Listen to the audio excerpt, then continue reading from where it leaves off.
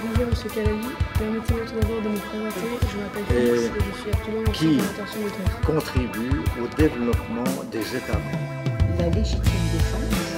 Ça, c'est structure très bien. Monsieur Calabi, c'est par exemple le droit Alors, de la situation De catastrophe. Est-ce que vous appréciez Surtout mettre en place, je dirais, des moyens pour protéger et assister la population et préserver les biens et l'environnement. Et ça, c'est Moi, je me présente, je suis aussi une Les catastrophes naturelles et humaines. pour Les deux. différentes ne doit pas organisations interférer des Nations avec la Unies. souveraineté des États. Bonjour Madame Karen Brock. Bonjour. Permettez-nous de nous présenter. Nous nous appelons Léonica et Amit.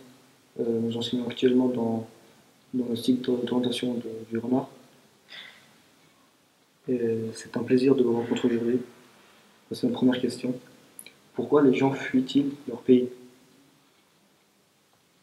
Il y a des raisons diverses. Il y a des pressions à travers les désastres naturels. Il y a aussi des conflits violents, des guerres.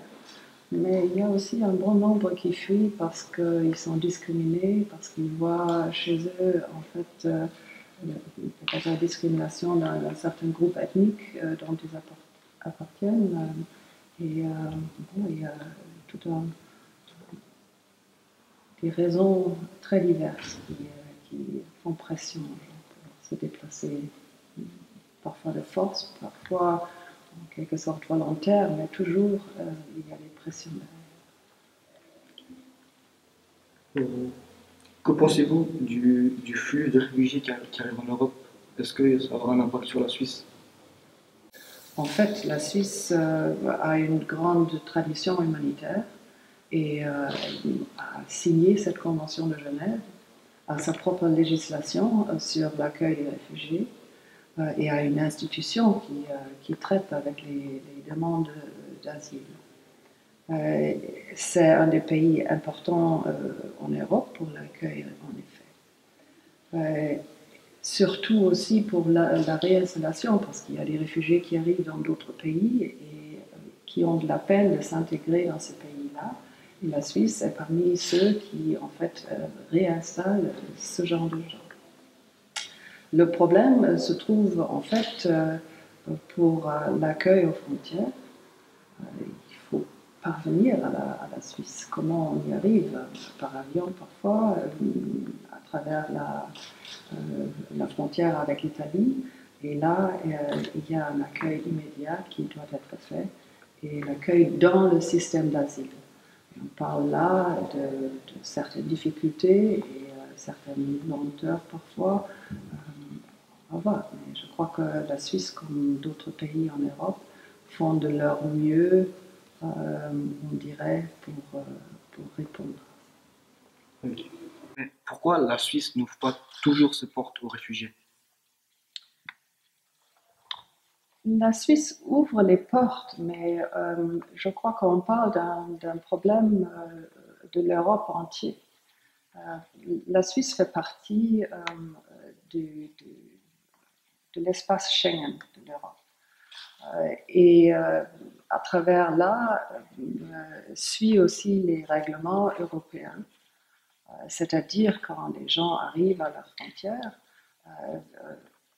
selon certains accords, c'est possible, quand on a l'indication qu'ils viennent en fait d'un autre pays de l'Union européenne, en transit, on pourrait en fait ne pas les accepter dans le système d'asile de la Suisse, mais les renvoyer dans ce pays d'où ils viennent, leur premier pays d'accueil en Europe.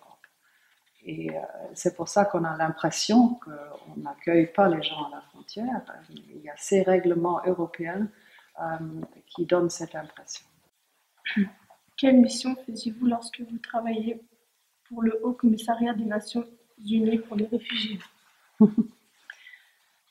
C'est intéressant, en fait, quand on arrive au HCR, je suis arrivée comme conseiller juridique et j'étais jetée sur le terrain presque tout de suite dans une situation qui était en fait une situation la plus favorable pour un réfugié, c'est-à-dire un retour volontaire au pays d'origine.